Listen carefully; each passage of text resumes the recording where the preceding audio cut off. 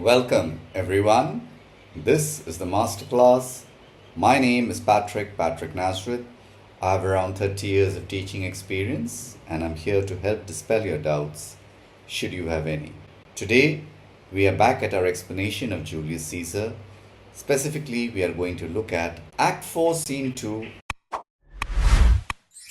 the historical context, the previous scene showed how cold-bloodedly the triumvirs are going about their job. We know that Brutus and Cassius have been camping out in the east trying to raise armies at a place called Sardis, which is in Turkey. Despite being allies, tensions have developed between Brutus and Cassius. Look at it from 2 points, the military situation as well as the political background. Militarily, Brutus and Cassius are facing the triumvir army.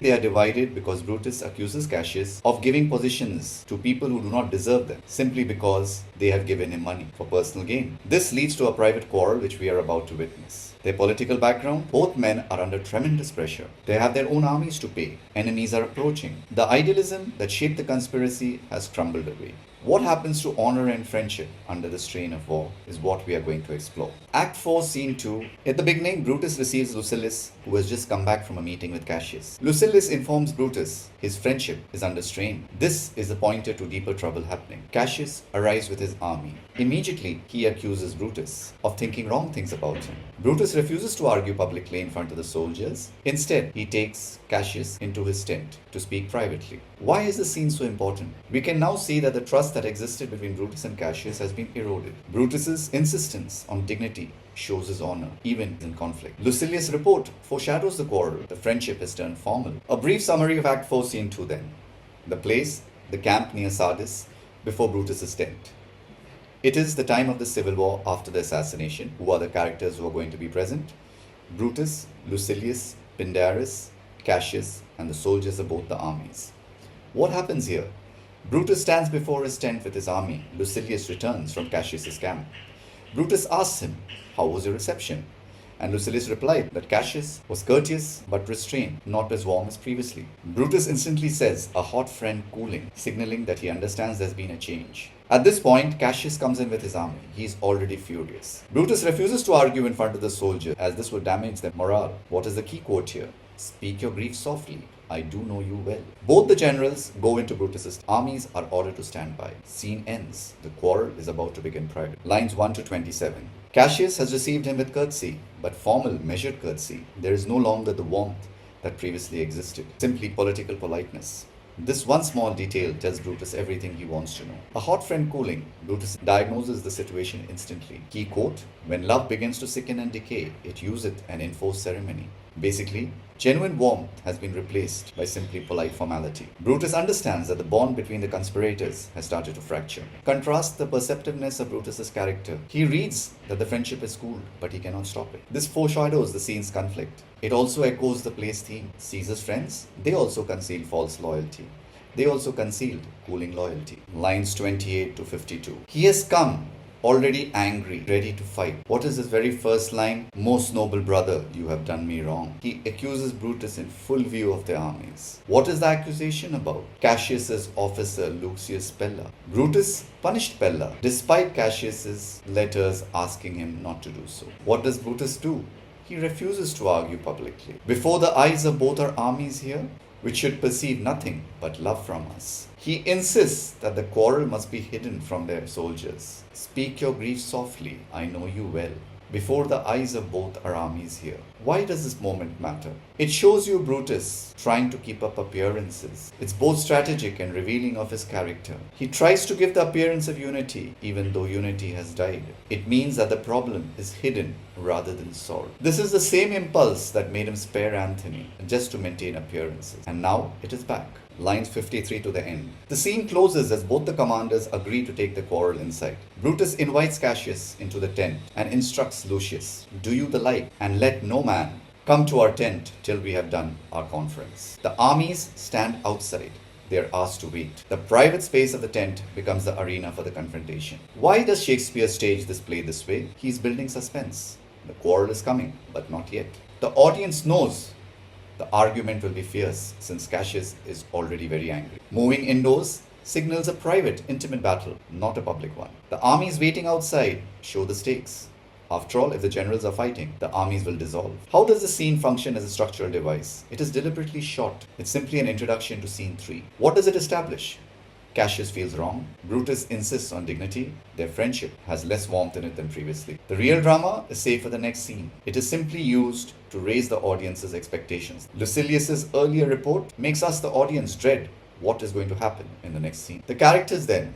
Brutus Marcus. He shows his greatest strength and his characteristic limitation. What are the personality traits on display? He is perceptive. He reads the change in the way Cassius has received Lucilius. He is dignified. He refuses to argue in front of his army. He is principled, will not overlook Cassius's bribery, even when Cassius asks him to. He is controlled. He does not respond to the way Cassius speaks to him with rage publicly. When love begins to sicken and decay, it useth an enforced ceremony. It shows Brutus's emotional intelligence. He recognizes false warmth instantly. Also shows his melancholy. He sees friendship dying and can do nothing but watch. What is the significance of this? Brutus's insistence on dignity is admirable but also avoidant. Refusing to argue publicly simply delays the conflict, doesn't resolve it. His principled stance on Cassius's bribery is correct, but it damages the alliance. The men who kill Caesar for Rome, Rome's defenders, tear apart. Cassius is the aggrieved general. He arrives already furious. His anger is public and immediate. He feels Brutus has undermined his authority by punishing his officer publicly. His use of most noble brother is both affectionate and bitter. It's an ironic tone. He is still the pragmatist. The bribery charges are potentially damaging at a critical moment. His anger is genuine. The calm manipulator of earlier acts, earlier scenes, is cracking. Lucilius plays the royal messenger. He is one of Brutus's most trusted officers. His report about Cassius's changed greeting is both precise as well as diplomatic. He understands the significance of what he reports, but he does it anyway, without trying to pass any judgment. Lucilius acts as a mirror for Brutus. His observations prompt Brutus's insights. His loyalty to Brutus will be shown later on in the play. Who are the supporting characters? Titinius, Cassius's loyal officer. He is present but says little. Pindarus, Cassius's servant. He later plays a tragic role. The unnamed soldiers. Their presence is the reason why Brutus refuses to argue publicly. What are the literary devices used by Shakespeare? Metaphor, a hot friend cooling. The warmth of friendship turning cool. Extended metaphor, when love begins to sicken and decay, makes friendship a living thing, showing how politeness masks the death of it. Dramatic irony. The audience already knows because Lucilius has reported it. Cassius's angry entrance simply confirms it. Foreshadowing.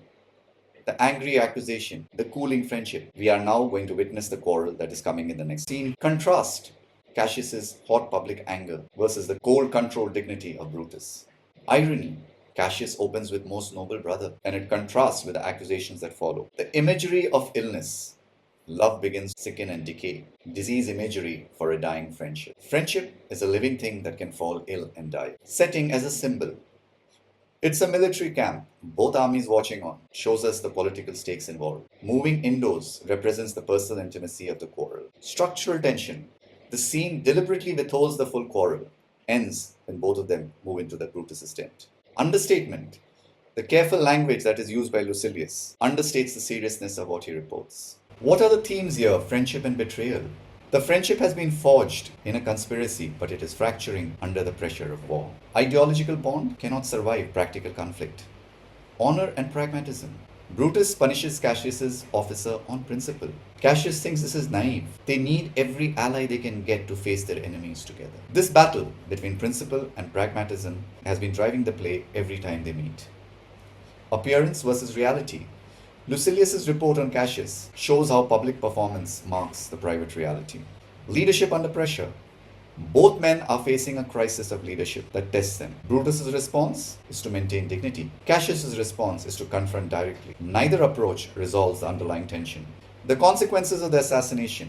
Everything in Acts 4 and 5 flows from the decision to kill Caesar. The people who killed Caesar for Rome are now tearing each other apart. It shows the personal cost of political action. Isolation. Brutus is isolated. The cause he fought for has been weakened. His ally is angry. Loyalty.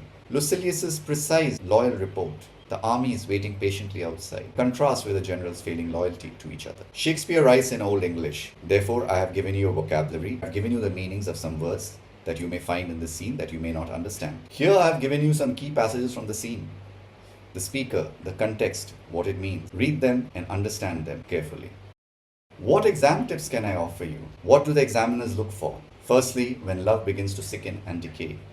The most important quote from this particular scene: understand it, learn it by heart, analyze enforced ceremony as a phrase. The link to appearance versus reality theme. Link to Anthony's performance of friendship in Act 3. Secondly, a hot friend cooling. Brutus instantly understands that Cassius no longer holds their friendship in as high esteem as he used to. It shows his emotional intelligence, contrasted with his earlier naivety. Cassius's public accusation versus Brutus's insistence on privacy. The contrast in their approaches. What does it reveal about each character? Brutus's dignity versus Cassius's hot temper. The function of the scene. Examiners often ask this. It is simply a structural setup for scene 3. Understand how it builds tension and establishes the causes of the quarrel that is to follow. Lucilius's role. His report is the engine that runs the scene. Ceremonious greeting versus familiar instances. Know this contrast and what it shows about Cassius's changed behavior. You should always learn to link to themes. Friendship and betrayal, a hot friend cooling. Appearance versus reality, enforced ceremony. Honor and pragmatism. Brutus's principal stance is causing conflict. Consequences of the assassination. The conspirators are destroying one another. I have given you some questions here. Extract-based questions, context questions, short answer questions, and long answer questions. When you have finished reading the scene, I would suggest that you go ahead and answer them. The answers are provided by me separately so that you should not have any trouble at all.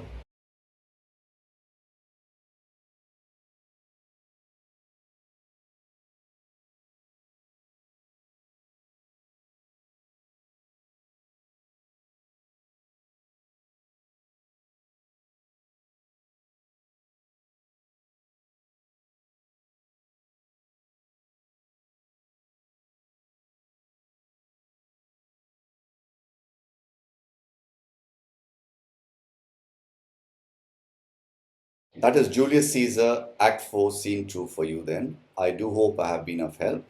If I have, do remember to like, subscribe, and share. Remember, there might be others who would be requiring our help. Thank you so much for watching.